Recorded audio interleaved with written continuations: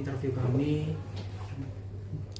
Dan yang paling pertama kita sampaikan, prinsipal kita juga nggak hadir di sini karena kan ini sifatnya cuma e-court ya, dia kan sifatnya cuma e-court dan cuma pemberitahuan by elektronik.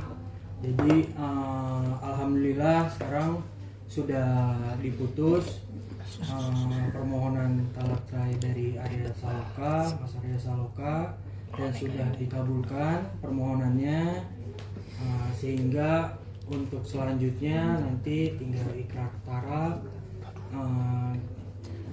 Sudah sih, mungkin itu aja karena ini sifatnya kita belum terima salinan putusan juga dari pengadilan, dan saya pun baru di court saya baru terupload itu putusan tadi sekitar jam 12-an. Nah, kurang lebih amar putusannya seperti itu. Sekarang saya kembalikan kepada rekan-rekan media kalau misalnya ada pertanyaan yang ingin ditanyakan.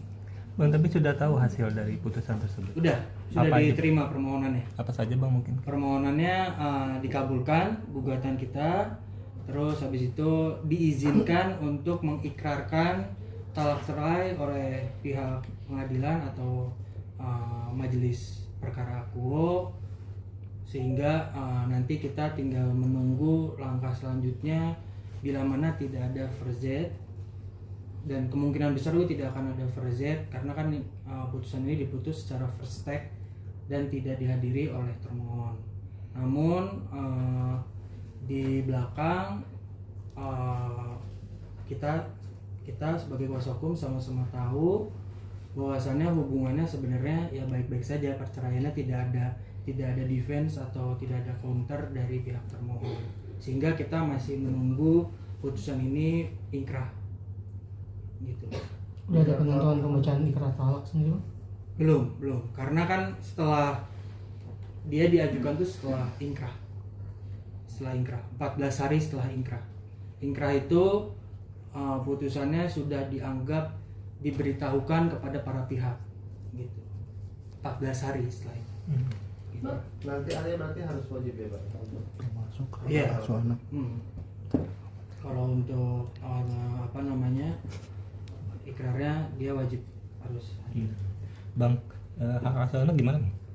Untuk hak asuh anak ya sebagaimana keterangan founding partner kami Pak Noveriski, dan hasil dari fakta-fakta di persidangan itu hak asuh anak jatuh kepada Putriana. By law memang di bawah dari 12 tahun hak asuh anak jatuh kepada ibunya. Untuk nafkah sendiri ada yang Kalau untuk nafkah kita tidak perdebatkan di situ, dan kita juga tidak ada petitum atau posita yang membahas terkait dengan nafkah.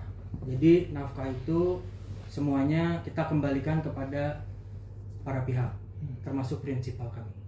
Bang, ini kan bisa dibilang dari awal mulai persidangan, dari persidangan pertama hingga sekarang putusan, berarti dari pihak Putri Anda tidak tampak hadir juga ya Bang ya? Betul, tidak hadir, dan sudah diputus juga di dalam putusan di situ dijelaskan bahwasannya panggilan itu sudah secara patut dikirim dan diterima. Gitu. Bang, ya gue lupa tadi. Arya sendiri mendengar putusan ini gimana? Sudah tersampaikan atau gimana? Ya beliau selalu mendoakan yang terbaik lah untuk langkah ini. Jadi responnya juga ya siapa sih yang ada respon cerai senang gitu, nggak mungkin kan. Jadi kalau respon dari Arya sendiri ya beliau cuman berterima kasih kepada kita karena kita kuasa hukumnya menjalankan tugasnya sesuai dengan apa yang dipermohonkan oleh klien kami. Gitu sih. Dia ngerasa lega nggak Bang? Karena permasalahannya selesai? Sebenarnya kalau dibilang lega nggak lega, ya itu kan saya nggak bisa jawab ya. Tapi sepengetahuan kami ya mungkin ya langkah hukum ini memang jalan satu-satunya saja yang memang harus ditempuh. Tapi kalau dikata lega atau enggak, ya semua juga pasti punya bebannya sendiri. Bang, mengabulkan isi gugatan berarti ada dugaan pihak ketiga isi gugatan? Oh, kalau itu nggak ada. Sampai sekarang dari fakta-fakta dan evidence yang kita terima itu nggak ada sama sekali keterlibatan pihak ketiga. Jadi by law memang kalau memang sudah tidak ada evidence yang diajukan kepada kami, ya kita jalankan sesuai prosedural aja gitu. Bang, meskipun tergugat nggak pernah hadir dalam persidangan gitu ya, komunikasi tapi masih jalan sama Bang Arya, Bang? Kami Arya.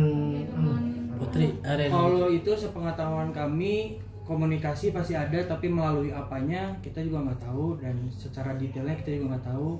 Yang saya ketahui adalah komunikasi antara termohon dan pihak pemohon Arya atau Mbak Ana gitu, itu baik-baik saja sampai sekarang. Maksudnya tidak pernah ada manuver atau defensif yang memang sangat penting dimasukkan dalam pokok perkara ini. Itu sih. Bang, ini kan bisa dibilang kasus diserahkan ke pihak Putri Ana sendiri. Dari Putri Ana sendiri sempat ada batasan nggak sih untuk Bang Arya bertemu dengan anak-anaknya? Kalau itu kita juga udah tanya, dan kita juga udah mungkin kita juga udah pernah sempat jelaskan bahwasannya tidak ada sama sekali schedule yang ditentukan atau enggak kesepakatan yang ditentukan untuk merawat Ibrahim, anaknya daripada Arya dan Ana.